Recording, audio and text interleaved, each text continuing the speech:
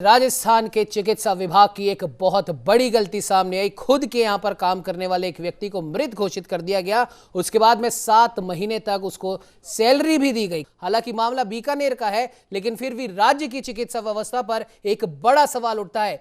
अस्पताल अपने ही कर्मचारी को मृत घोषित कर देता है और 6-7 महीने तक वो व्यक्ति वहां पर काम भी कर रहा है, उसकी सैलरी भी आ रही है, लेकिन जब समाज कल्याण विभाग की तरफ से उसे मुआवजा देने का फोन उसके घर पर गया, तब यह बहुत बड़ी गलती सामने आई। क्या कहना चाहेंगे नीरज?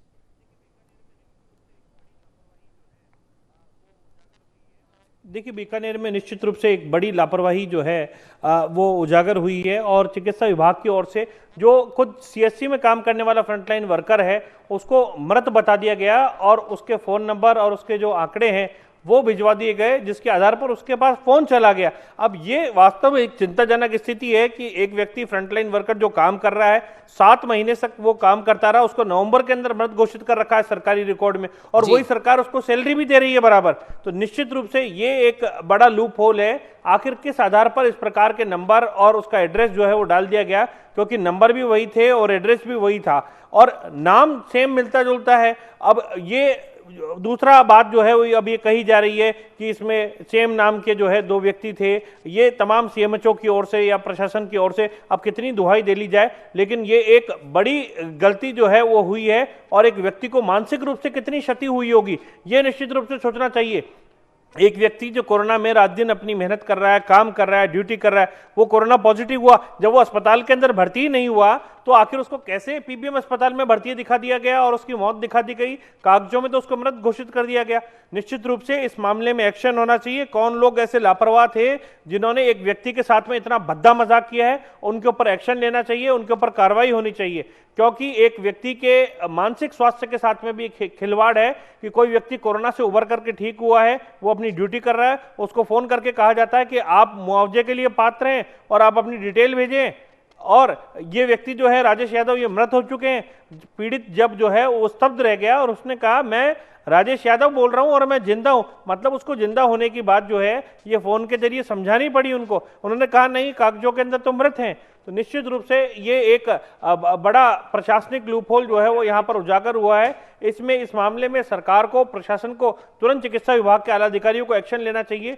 कौन लोग हैं ऐसे जो इतनी बड़ी गलती जो है जिन्होंने कर दी, किसी और व्यक्ति के नाम पर किसी और व्यक्ति का मोबाइल नंबर और एड्रेस डाल दिया गया और उसे मृत घोषित कर दिया गया। निश्चित रूप से इस मामले में गाज गिरनी चाहिए ऐसे अधिकारियों पर जो कहीं ना कहीं लोगों के जिंदगी के साथ ही नहीं उनकी भावनाओं के साथ भी खिलवाड़ करने में जुटे हुए। उमंग जी बिल्कुल नीरज, बिल्कुल आपने सही कहा। कहीं ना कहीं प्रशासन की एक बहुत बड़ी लापरवाही है और कोरोना के इस हम कह सकते हैं इस विभीषिका में लगातार राजस्थान के किसी न किसी जिले से जिला प्रशासन की, चिकित्सीय प्रशासन की कोई ना कोई गलती सामने आ रही है। अभी कुछ ही दिन पहले नदबई भरतपुर से एक मामला सामने आया था जहां पर एक डॉक्टर ने कहा, हालांकि वो भी जांच का विषय था, लेकिन अब उसे कहीं और ट्रांसफर कर दिया गया है, लेकिन वहां पर भी ये बात निकलकर सामने आई थी कि उन्हें हम कह सकते हैं कि टेस्ट कम करने को कहा गया ताकि आंकड़े कम आए। अभी इस बात को ज्यादा दिन हुए भी नहीं है कि राज्य के ही एक और जिले के एक और चिकित्सा विभाग से एक बहुत बड़ी लापरवाही सामने आ गई कि अपने ही कर्मचारी को उन्होंने मृत घोषित कर दिया, जो 6 महीने से मृत घोषित करने के बाद काम भी लगातार कर रहा है। और जैसा कि आपने भी बताया कि उसके बाद सैलरी भी लगातार जा रही थी और उसके बाद भी इतनी बड़ी लापरवाही कि 6 महीने तक किसी को पता ही नहीं चलता कि क्या गड़बड़ी हो रही है। खैर, बीकानेर से हमारे साथ संवाददाता केके सिंह भी जुड़ चुके हैं। केके सिंह, आपसे जानना चाहेंगे, आपने इस पूरे मामले पर सीएमएचओ ओपी चाहर से बात भी करी, उनका क्या कुछ कहना है इस बारे में? जी देखिए उमंग, सबसे बड़ी बात यह है कि बीकानेर की बहुत बड़ी घटना है। बीकानेर की नहीं, राज्य की बहुत बड़ी घटनाओं में से एक घटना माना जा रहा है इसको। और खास बात अगर हम करें तो डॉक्टर ओपी चाहर हैं जो कि बीकानेर के सीएमएचओ हैं, उन्होंने एक बार भी ये जरूर माना कि कहीं ना कहीं लापरवाही है, वो जरूर विभाग की लापरवाही है, समाज कल्याण विभाग की लापरवाही बोली उन्होंने यहाँ भी बोला कि पीबीएम की लापरवाही है। लेकिन उसके बाद भी वे कहीं ना कहीं अपने विभाग के पक्ष में होते हुए कहीं ना कहीं समेटते हुए नजर भी आए। उन्होंने ये भी बोला कि ऐसे आदमी 5 आदमी थे और मरने वाला उस दिन वो एक आदमी था। एक ही नाम के 5 आदमी होना और उसमें ये 45 वर्ष के, मरने वाला 51 वर्ष का, कई तरह के अपने आप में गड़बड़ झाला, कहीं ना कहीं विभाग के जो कर्मचारी हैं उनकी लापरवाही है जो एक व्यक्ति को मृत घोषित कर देती है, और मृत घोषित करने के बाद भी ये स्थिति कि 2 नवंबर को उसे मृत घोषित किया गया, उसके बाद भी तनख्वाह पूरे 7 महीने उस आदमी से काम लिया जाता रहा, और अब उससे ये स्थिति है कि अब अचानक आज सुबह फोन आता है उसको स्वास्थ्य विभाग के द्वारा जो भेजी गई लिस्ट के अनुसार समाज कल्याण विभाग का फोन आता है, और वो उसे कहते हैं कि आपको मुआवजा, आपके मुआवजे के लिए क्लेम के लिए हम फोन कर रहे हैं, राजेश जी की मौत हो चुकी है। के सिंह, माफ कीजिएगा बीच में आपको हम रोक रहे हैं। हमारे साथ में डॉक्टर ओपी चाहर साहब सीएमएचओ बीकानेर जुड़ चुके हैं। चाहर साहब, बहुत बहुत स्वागत है न्यूज इंडिया में।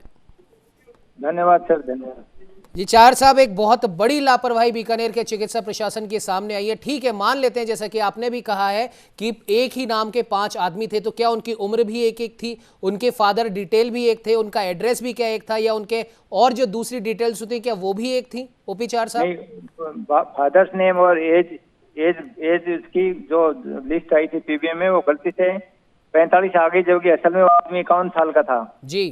तो 45 साल की उम्र से उनके एड्रेस और फोन नंबर खाली भेजे गए थे। एड्रेस में सिर्फ बीकानेर लिखा हुआ था जी, और फोन नंबर भी नहीं थे। तो वो उस दिन की जो पॉजिटिव लिस्ट खंगाली गई तो उसमें जो 45 साल का था उस लड़के का फोन नंबर डाल दिया गया जी उस खाली जगह पे। तो उससे उन्होंने संपर्क कराए, जबकि उसमें कहीं लिखा हुआ नहीं है लिस्ट में कि ये मेडिकल एड में काम करता था। साहब माफ कीजिएगा, बीच में आपको मैं इंटरप्ट कर रहा हूँ। सबसे बड़ी बात तो यह है कि जब आप खुद ये बोल रहे हैं कि उसके फोन नंबर की एड्रेस की जगह खाली थी और एक रैंडम नंबर उसमें डाल दिया, और वो नंबर भी आपके ही वहां पर काम करने वाले व्यक्ति का निकला। ऐसा नहीं है, उस दिन जो जांच हुई थी तो उसी नाम का व्यक्ति, उसी उम्र का व्यक्ति था, उसके नाम, उसके एड्रेस और फोन नंबर डाले गए थे। लेकिन आपके कर्मचारी के पास कैसे पहुंच गया, उसे कैसे मृत घोषित कर दिया गया? क्योंकि ना तो उन्होंने जांच कराई वहां पर, ना वो वहां भर्ती हुए, ना उन्होंने वहां पर अपना एड्रेस या फोन नंबर दिया। क्योंकि जब जांच ही नहीं हुई उनकी वहां पर, ना वो अस्पताल में भर्ती हुए, तो उनकी डिटेल कैसे चली गई? जांच तो ये उसकी जांच की लिस्ट में नाम था ही जी, जांच की लिस्ट में पॉजिटिव भी आया, वो पॉजिटिव वो एडमिट नहीं हुआ जी। जो डेथ हुई, जो कागज भेजे गए उसमें उम्र गलती से 51 का था, लिखी 45 साल का सेम लड़का जिसके फादर का नाम ये था, एड्रेस नहीं था। तो लिस्ट में मिलान ढूंढा गया कौन लोग थे जो 45 इस तरह का नाम है, राजीव नाम है जो 45 साल का है, कौन सा है। तो उन्होंने वो मेल खा गया उम्र और नाम, इसलिए वो उसका एड्रेस और फोन नंबर डाल दिया गया। गलती ये हुई, उसमें इंक्वायरी करके डालना चाहिए था उनको। लेकिन चाहर साहब, सबसे बड़ी बात यह है कि अगर वो आपके यहाँ पर काम करने वाले व्यक्ति नहीं होते, कोई दूसरे ही लोग होते, तो वहां हम समझ सकते हैं कि चलिए फोन नंबर भी गलती से चला गया। लेकिन एक ही जगह काम करने वाली व्यक्ति, और वो भी ऐसा भी नहीं कि वो महीने भर पहले ही आपके विभाग में आए हों, काफी लंबे समय से काम कर रहे हैं, और उसके बाद 6-7 महीने तक ये गलती पकड़ में नहीं आई। और चाहर साहब, ये बात उठानी इसलिए भी जरूरी है क्योंकि हम ये जानते हैं, क्योंकि भरतपुर से भी इसी प्रकार का एक मामला निकलकर सामने आया था। वहां पर आंकड़े कम करने थे, इस वजह से टेस्ट वहां पर नहीं किए गए। हालांकि उसे फिर विपक्ष की साजिश बता दी गई। अभी आपकी ही सीएचसी से आपके ही कर्मचारी का यह मामला निकलकर सामने आ गया। हम इमेजिन भी नहीं कर सकते, क्योंकि यह मामला निकलकर सामने आया इसलिए इसके बारे में पता पड़ा। न जाने ऐसी कितनी गलती हुई होगी, और ऐसे में राजस्थान सरकार के आंकड़ों में कितनी बड़ी फेरबदल हो सकती है। चार साहब, नहीं ऐसा नहीं है, उसमें तो अब गलती ये हुई कि उसका नाम उस दिन के 5 उस लोगों के जांचे में थे, एक ही नाम था। और ये इसमें जो लड़के की डेथ हुई है, इसका फादर के नेम भी सेम है। उम्र भी गलती से जो मृतक की उसकी उम्र 45 डाल दी गई, जबकि 51 साल का दर्ज है उसमें जो एडमिट स्लिप हुई थी उसमें। तो ये उम्र और मेल इस तरह गलती ही हुई कि उम्र और मेल के कारण की गलतफहमी होगी। लेकिन चार साहब, आप खुद बोल रहे हैं कि वो एक ही नाम के 5 आदमी नहीं लिखा हुआ है कि ये आदमी चार साहब स्वास्थ्य विभाग में काम करता था। सुनिए चार साहब, आप खुद बोल रहे हैं कि एक ही नाम के 5 व्यक्ति थे, फिर इतना बड़ा कोइंसिडेंस कैसे हुआ कि आप ही के कर्मचारी की डिटेल उसमें चली गई, बाकी के 4 और की क्यों नहीं गई? नहीं, उसमें कहीं लिखा हुआ नहीं कौन क्या काम कर रहा था। मतलब पांचों व्यक्तियों की डिटेल में गड़बड़ी यहां पर हुई, इसका मतलब आप ये मान रहे हैं? 5 व्यक्ति हुए थे, पर उसमें जो पॉजिटिव रिपोर्ट आई है वो 2 ही लोगों की थी। उनके नाम और फादर नेम सेम आ रहे हैं, इसलिए ये। चलिए ठीक है। चार राजेंद्र आर्य कांग्रेस नेता, अशोक सिंह शेखावत बीजेपी नेता, के सिंह हमारे संवाददाता बीकानेर, और नीरज शर्मा संवाददाता जयपुर, और साथ ही साथ बीकानेर के ही डॉक्टर ओपी चाहर सीएमएचओ हमारे साथ में जुड़े हुए हैं। राजेंद्र आर्य जी, अशोक सिंह जी आपके पास आऊंगा, उससे पहले चार साहब आपके पास मैं आना चाहूंगा। अब आगे क्या कुछ कार्रवाई इस बारे में करेंगे, क्या दोषियों के खिलाफ कार्रवाई होगी? इसकी जांच कर ली गई है, जो हकीकत है वो पता चल गई है। जो उस दिन रेगुलर आदमी थे ड्यूटी पे थे नहीं, अब जांच कमेटी बिठाई जाएगी, प्राथमिक तौर पे पता कर लिया गया गलती कहाँ हुई है, अब जांच अब बिठाई जाएगी पूरी। बिल्कुल। चार साहब एक आखिरी सवाल बस आपसे ये पूछते हैं। जी चार साहब एक आखिरी सवाल बस ये आपसे पूछना चाहते हैं कि क्या सिर्फ इन्हीं के बारे में जांच कमेटी बिठाई जाएगी या अभी तक जितनी भी गड़बड़ियां वहां पर हुई है, क्योंकि ये गड़बड़ी तो चलिए सामने निकल कर आ गई, लेकिन क्या ऐसा नहीं हो सकता कि और भी ज्यादा गड़बड़ियां वहां पर हो और उस वजह से राजस्थान के कोरोना के आंकड़ों में एक बहुत बड़ा फेरबदल देखा जा सकता है? क्या सभी मामलों पे जांच कमेटी बिठाई जाएगी या सिर्फ इन्हीं के बारे में जांच की जाएगी? नहीं, कोई अनियमितता और कोई अनियमितता सामने आई और कोई एड्रेस कोई गलत कमी निकली तो उसका पूरी जांच करके एंट्रियां की जाएगी सर। ये प्रीलिमिनरी लिस्ट आई समाज कल्याण विभाग को भेजनी थी, जो एंट्रियां कमी थी उन्होंने दूसरे फॉर्म में जो बीमार थे उनके जांच वाले फॉर्म में की जांचें कुछ एंट्रियां कर देगी, इसलिए गलती हुई है। अब जो जांचें अब जो कमी होगी वो जांच करके ही कमियां पूरी करी जाएंगी, मतलब जानकारी लेके ही कमियां पूरी की जाएंगी, ऐसे किसी पन्ने को या कागज को देख के एंट्रियां पूरी नहीं की जाएंगी। जी चलिए चार साहब आप हमारे साथ में जुड़े उसके लिए आपका बहुत बहुत धन्यवाद। राजेंद्र जी आपका मैं रुख करना चाहूंगा, उसके बाद शेखावत साहब आपका रुख करेंगे। राजेंद्र जी एक और गलती राजस्थान के चिकित्सा विभाग की, पहले नदबई भरतपुर का मामला सामने आता है, उसे दबा दिया जाता है, उस डॉक्टर का ट्रांसफर कर दिया जाता है। अब एक और बड़ी गलती, वो भी अस्पताल के ही कर्मचारी को मृत घोषित कर दिया गया और कहा गया कि 5 एक नाम के व्यक्ति थे, लेकिन गलती सिर्फ उसी व्यक्ति के साथ हुई जो खुद वहां पर काम कर रहा था। और अब फिर वही टालम टोल का रवैया, क्यों बार बार राजस्थान के चिकित्सा विभाग से गलती हो रही है? और यह बात आप भी मानते होंगे कि अगर इस प्रकार की गलतियां सामने आती हैं तो फिर राजस्थान के कोविड के आंकड़ों में भी बहुत बड़ी गलती निकल के सामने आ सकती है अगर तमाम सीएचसी पीएचसी की जांच बैठ जाए तो। राजेंद्र आर्य जी। उमंग जी, जहाँ तक अभी अपन ने इनको ओपी चाहट साहब जो सीएमएचओ बीकानेर है उनको सुना और इन्होंने पूरी तफ्तीश से पूरे मामले को बताया और निश्चित रूप से ये जिस स्तर पे भी भूल हुई है उसको प्रशासनिक या जो भी कर्मचारी स्तर पर लापरवाही हुई है उस लापरवाही को बहुत गंभीरता से लिया जाएगा। और उन्होंने कहा कि प्राथमिक स्तर पे इस बात का पता लगा लिया गया है कि कहाँ गलती है और जांच करने की बात कर रहे हैं। और आपके चैनल माध्यम से मैं आश्वस्त करना चाहता हूँ कि ये मामला पूरे राजस्थान में मंत्री स्तर पे भी चर्चा में आया है, तो इस बात को आप निश्चित मानिए कि जिसने भी जो भी गलती की है उसको निश्चित रूप से उसकी सजा मिलेगी और भविष्य में इस तरह की गलतियां ना हो, पुनरावृत्ति ना हो, इसके लिए पूरी की पूरी व्यवस्था की जाएगी कि कहीं पे भी इस तरीके की, और खासकर अपने कर्मचारी के बारे में जो भी सूचनाएं जो भी इन्होंने सीएमएचओ साहब ने कहा वो बातें बिल्कुल सही है। तो इस बात में आपस में जो इंटर डिपार्टमेंट जो कोऑर्डिनेशन होता है या जो समन्वय होता है वो भी पूरा बेहतर हो, इस बात की हम मतलब मांग करते हैं। और शासन भी इस बात के लिए, आपने कहा कि सीएमएचओ साहब ने कहा कि भाई हम पूरा का पूरा ये व्यवस्था देखेंगे और अभी तक राजस्थान के अंदर पूरे के कोरोना काल के अंदर बेहतर प्रबंधन हुआ है। अभी राजेंद्र आर्य जी, आप इसको बेहतर प्रबंधन कहते हैं?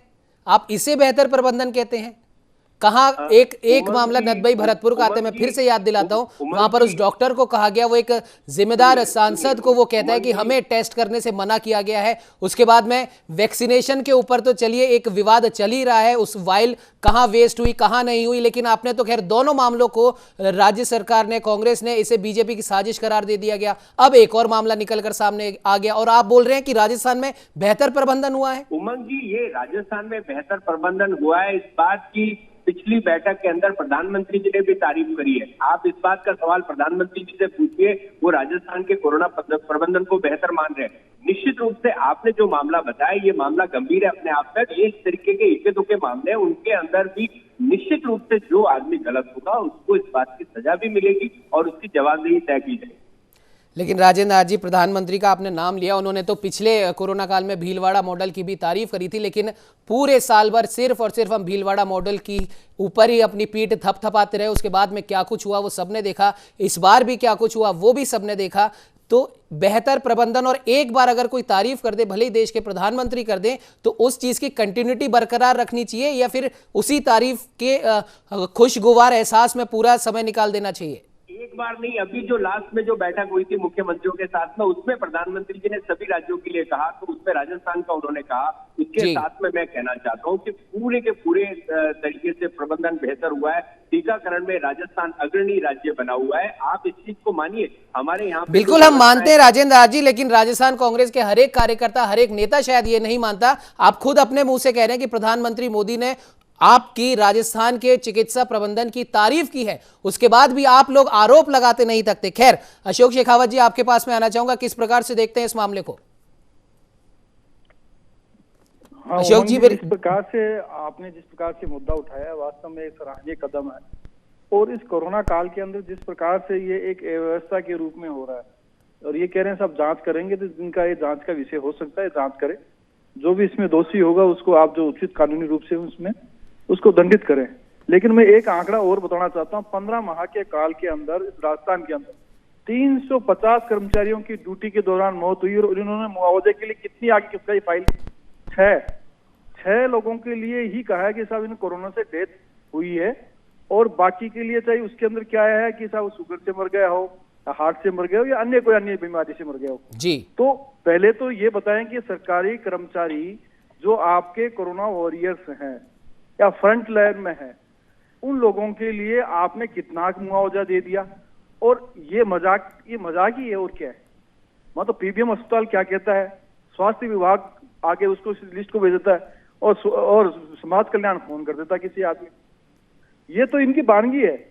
और उसके अलावा आप देखिए, एक मदनगंज किशनगढ़ का एक पेशेंट था एसएम अस्पताल में भर्ती, जी, महिला की डेथ हो गई, और उसकी डेड बॉडी में पीपी की किट में बांध करके पुरुष को भेज दिया जाता है, और वहां रास्ते में उनको पता पड़ता है उसको 24,000 तो उसको एम्बुलेंस की किराया देना पड़ता है उस समय।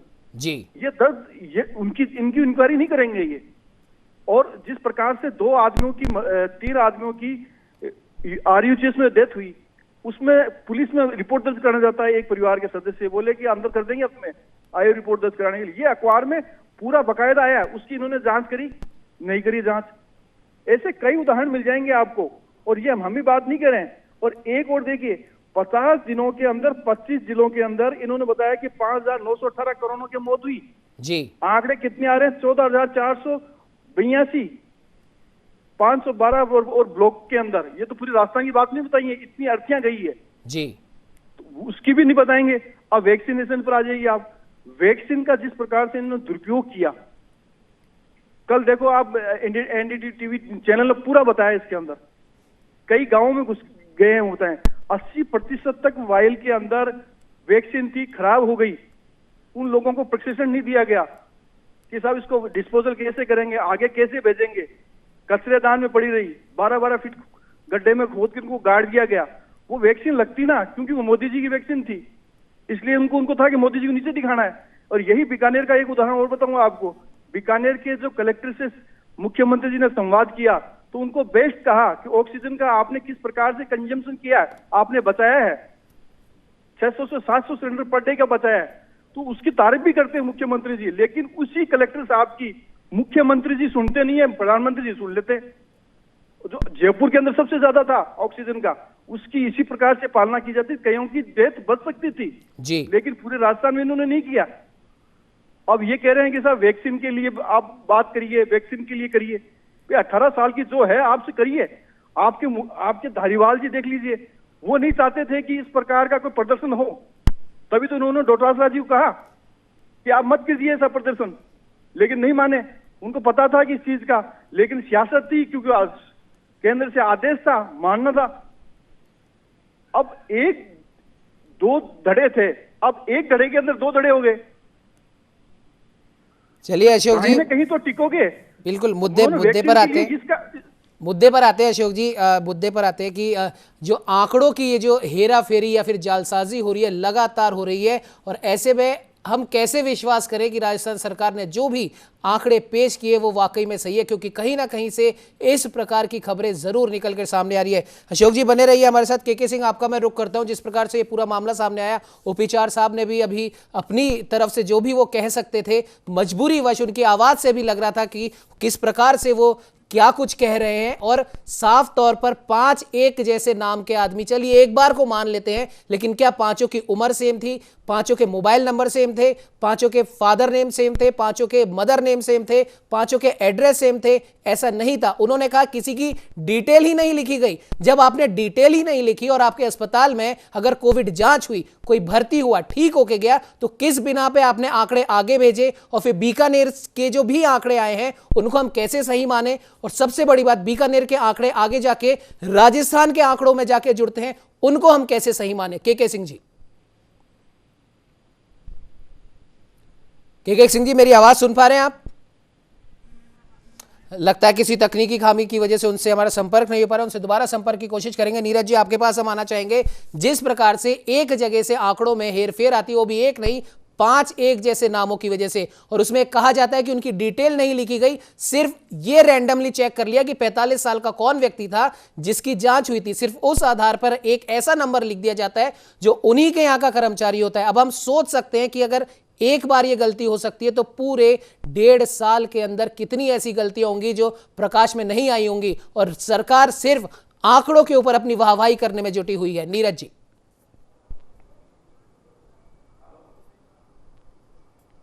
देखिए, जो बात कही जा रही है कि एक जैसे नाम के 5 व्यक्ति, तो 5 व्यक्तियों ने जांच कराई होगी। ये हो सकता है बीकानेर में कुल 5 व्यक्ति ऐसे होंगे एक नाम के जिन्होंने जांच कराई होगी। हो सकता है बहुत से लोग एक जैसे नाम के होते हैं, लेकिन क्या मरने वाले 5 एक जैसे नाम के थे एक दिन के अंदर? ऐसा नहीं होगा निश्चित रूप से। तो कहीं ना कहीं यहाँ पर भी गलतफहमी और कंफ्यूजन क्रिएट करने की कोशिश जो है वो की गई है। और बात जो सामने आ रही है कि 2 व्यक्ति, अब बाद में ये बात बताई कि 2 व्यक्ति थे, लेकिन उनमें से एक व्यक्ति, जो ये व्यक्ति जिनको राजेश यादव जो सीएससी में कार्यरत हैं और जिनको मृतक बता दिया गया, ये तो अस्पताल में भर्ती हुए ही नहीं है। ये तो अपने घर पे ही बैठ करके असिम्टोमेटिक थे। ये एसिम्टोमेटिक जो केसेस हैं, यानी उनको मामूली कोई इस प्रकार के सिम्टम के जो लक्षण हैं वो आते हैं, लेकिन उनके अंदर कोई सिम्टम, खास सिम्टम नहीं होते कोरोना के। वो अपने घर पे आराम से 7 दिन बिता करके, 14 दिन बिता करके ठीक हो जाते हैं। तो इसी प्रकार की स्मेल गई होगी या टेस्ट गया होगा और वो घर बैठ करके अपने आराम से ठीक हो गए। जब वो अस्पताल के अंदर ही नहीं गए तो उनका रिकॉर्ड मिलेगा कहां से? इसलिए कोई नंबर नहीं था, कोई नाम नहीं था। लेकिन कोई दूसरा व्यक्ति जो राजेश नाम का था, राजेश यादव नाम का, उसकी मौत हो गई, तो उनके पास में उसका डिटेल वहां रखना चाहिए था रिकॉर्ड में। पहली गलती तो ये हुई कि उसका रिकॉर्ड नहीं रखा, उसके नंबर और उसकी डिटेल नहीं रखी, एड्रेस नहीं रखा। और जब नंबर डिटेल नहीं मिली तो इन्होंने कागज खंगाले कौन कौन लोग पॉजिटिव आए, और उस दिन में अगर कोई व्यक्ति दूसरा पॉजिटिव मिला राजेश यादव, तो उसका नाम और नंबर उठा करके डाल दिया, कॉपी पेस्ट कर दिया वहां पर। निश्चित रूप से ये एक बड़ी खामी है और बड़ी गलती है और बड़ी त्रुटि है। इसको लेकर के सख्त कार्रवाई होनी चाहिए, एक्शन होना चाहिए। अब इसे बचाव के लिए या अपने कर्मचारियों को बचाने के लिए कई तर्क दे लिए जाए, लेकिन निश्चित रूप से इससे गलत मैसेज जाता है। उस व्यक्ति की मानसिक स्थिति पर क्या फर्क पड़ा होगा जिसको 7 महीने पहले मृतक बता दिया गया, और यदि उसकी जगह उसके कोई ऐसा जानकार व्यक्ति होता, यदि मान लो वो व्यक्ति बाहर कार्यरत होता, उसका कोई परिजन उठाता, एकदम से कितना बड़ा शॉक लगता उसको। निश्चित रूप से इस प्रकार की घटनाएं शोचनीय है और संवेदनहीनता की पराकाष्ठा जो है उसको बताने वाली है। उमंग जी, बिल्कुल। नीरज जी, एक आखिरी सवाल आपसे ये भी था कि जिस प्रकार से अभी अशोक शेखावत जी ने भी बताया कि कई ऐसे लोग हैं जिनकी मृत्यु हुई है, लेकिन जैसे इन्होंने एक एग्जाम्पल भी दिया था अशोक जी ने, उनमें से कुछ एकाध लोगों को ही कोविड से मृत मानकर उनको मुआवजा दिया गया। लेकिन सवाल ये उठता है कि जितने लोग कोविड से जिनकी दुर्भाग्यपूर्ण जिनकी मृत्यु हुई है, उन तक सही तरीके से मुआवजा पहुंचता नहीं है, और एक जिंदा व्यक्ति को मृत मानकर आप उसे कोविड का मुआवजा देने पहुंच जाते हैं। किस प्रकार से देखते हैं इसको?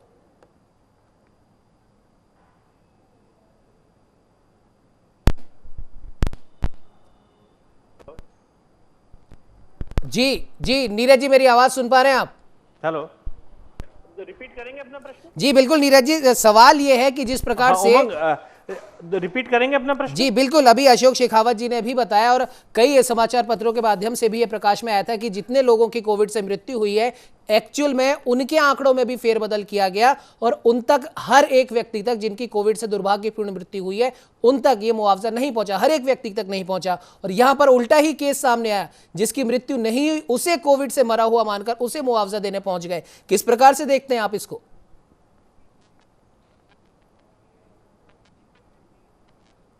देखिए, ये एक गंभीर लापरवाही भी है और यदि कोई व्यक्ति इस प्रकार जो है, ये तो चलो सरकारी विभाग के अंदर कार्यरत एक सीएससी एक वर्कर थे, फ्रंटलाइन वर्कर, इन्होंने सच बताया कि साहब मैं जिंदा हूं, लेकिन यदि किसी और व्यक्ति को इस प्रकार से जो ये मृत घोषित कर देते और यदि किसी को फर्जीवाड़ा करना हो तो वो आराम से इसके आधार पर ही जो है वो अपने कार्ड दस्तावेज बना करके लगा दे और मृत बता करके और पैसा भी उठा ले, सरकार से 50 लाख रुपए मिलता है सीधे सीधे। इस प्रकार के बहुत सारे केसेस जो है वो हुए बीमा कंपनियों के अंदर, जहां फर्जीवाड़े के आधार पर लोगों ने अपने आप को मृतक बता करके और पैसे उठा लिए। तो एक सरकारी राजस्व की भी बड़ी हानि हो सकती थी यहां पर। इस आधार पर भी जांच इस एंगल से भी करनी चाहिए कि निश्चित रूप से जो व्यक्ति मृतक था उसके परिजनों को अभी तक जो है संपर्क नहीं साधा गया, वो मृतक व्यक्ति जो था वो कौन है, उसको मदद के लिए सरकार की ओर से क्या प्रयास किए जा रहे हैं ये भी देखना पड़ेगा। और दूसरा, इस प्रकार की यदि कहीं गलतियां पाई गई हैं प्रदेश में, अब कहां कहां इस प्रकार के लूप होल्स हुए हैं, तो निश्चित रूप से एक पूरी ऑडिटिंग जो है उसका समय शायद अब, क्योंकि अब केसेस कम हुए हैं, अब शायद इन फ्रंटलाइन वर्कर्स को मिल जाएगा कि उनकी पूरी ऑडिटिंग हो और मौतों की जांच भी हो, इसकी ऑडिटिंग भी हो, साथ ही जो रिकॉर्ड्स हैं इनका भी पूरा खंगालने का काम जो है वो किया जाना चाहिए, ताकि जो दूध का दूध है वो हो और पानी का पानी हो। निश्चित रूप से जो व्यक्ति जिनके पास में सूचना ऐसी पहुंचती है कि वो मृत व्यक्ति, ये तो चलो सरकारी कर्मचारी थे इसलिए इनके पास सूचना पहुंच गई, बहुत सारे ऐसे लोग हैं जो सरकारी कर्मचारी नहीं है या उनको 50 लाख रुपए का मुआवजा नहीं मिलने वाला है सरकार की ओर से, और उन लोगों के पास में तो ये सूचना भी नहीं पहुंची होगी कि सरकारी रिकॉर्ड में क्या उन्हें मृत घोषित कर दिया गया है। तो इस प्रकार के कितने केसेस होंगे, सच्चे अर्थों में एक एक को फोन करके और पता लगाना चाहिए कि कहां कहां रिकॉर्ड के अंदर इस प्रकार की गलतियां हुई हैं। ये तो एक केस था, एक नजीर था, एक उदाहरण था जो सामने आ गया है, बहुत सारी ऐसी चीजें जो उजागर नहीं हो सकी हैं। तो अब इसमें सोशल ऑडिट और खुद सेल्फ ऑडिट जो है वो किए जाने की जरूरत महसूस होती है। बिल्कुल नीरज जी, बिल्कुल आपने सही कहा, कहीं ना कहीं एक ऑडिट इसके होनी और मॉनिटरिंग प्रॉपर होना इसमें बहुत ज्यादा जरूरी है, वरना सरकार के इन आंकड़ों पर अब तो विश्वास करना थोड़ा मुश्किल है। हमारे साथ में जुड़ने के लिए नीरज जी आपका, के सिंह जी आपका, अशोक जी और राजेंद्र आर्य जी आपका भी बहुत बहुत धन्यवाद। तो आपको बता दें, बीकानेर से इस प्रकार का ये मामला निकलकर सामने आया और हम सिर्फ अंदाजा लगा सकते हैं कि ऐसे और न जाने कितने मामले होंगे जो प्रकाश में भी नहीं आए होंगे। तो ऐसे में अब कम से कम कोविड के मामलों के सरकारी आंकड़ों पर विश्वास करना थोड़ा सा मुश्किल लगता है।